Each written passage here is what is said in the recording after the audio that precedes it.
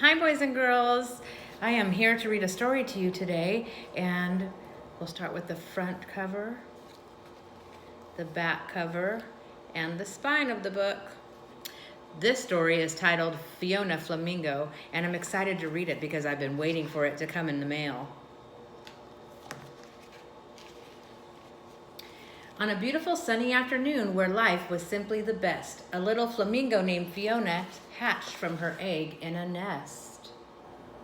The egg cracked open and out came Fiona. Little Fiona grew up making lots of friends. They played flamingo games from day's start to day's end. How many friends do you count?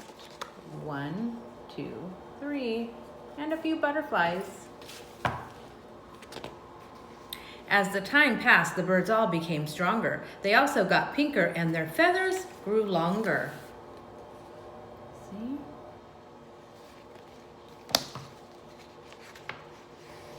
They turned pinker and pinker with each feather they grew. They got bigger and bigger until some of them flew.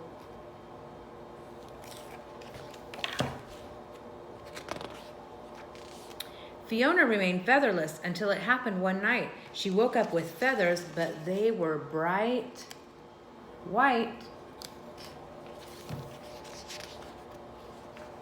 The other flamingos gasped and stared at her in shock. They couldn't believe what they were seeing, and they wildly began to squawk. They made a bird noise. Squawk!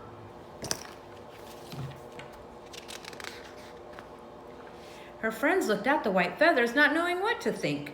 You're not the right color. Flamingos are supposed to be pink.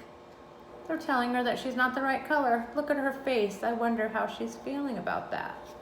I wouldn't be happy. With everyone shouting, Fiona began to get scared. She looked at her feathers and then she looked at theirs. She's noticing that she's different. That's okay. You don't have to be so loud, and please don't make a scene. That's when Fiona started shaking and her feathers turned, what color? Green. When her friends saw the change, they squawked louder and meaner. Fiona got more anxious. That means she's scared. And her feathers grew greener. Her friends looked at the green feathers, not knowing what to think. Stop being so silly, Fiona. Flamingos are supposed to be pink. They look surprised to see someone different. Oh no, said Fiona. This is worse than just bad. But her friends kept on squawking. Then Fiona got mad.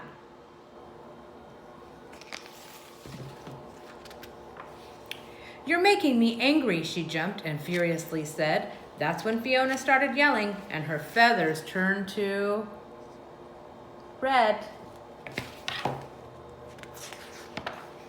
The flock became silent, hoping things would get better, but Fiona got madder and her feathers grew redder.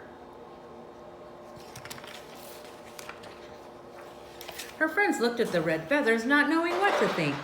Don't you think you should calm down now? Flamingos are supposed to be pink.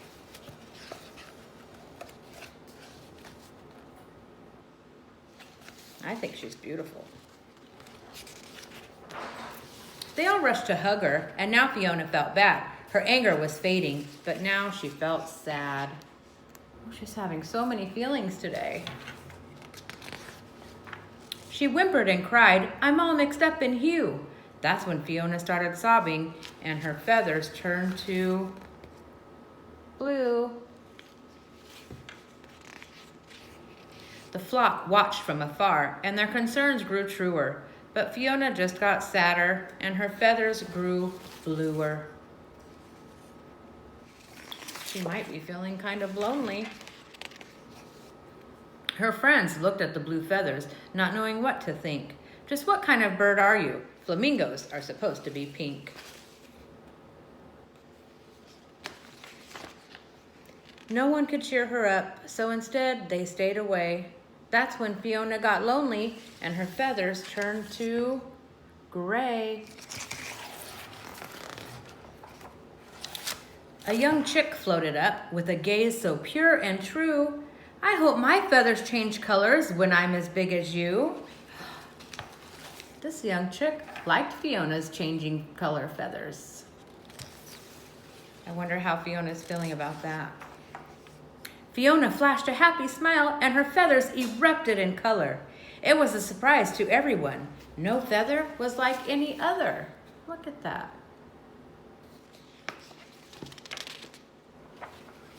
Pink, white, and green, red, blue, and gray. She was every single color now, and that's the way she would stay. Beautiful. The entire flock gathered around, and Fiona gave a big wink. I guess we've all learned a lesson here. Flamingos don't have to be pink. Look it. That's the end. I liked that story. It tells us that even though we're different, we're all unique and we're all special. Thanks, boys and girls, for listening. I'll see you soon. Bye-bye.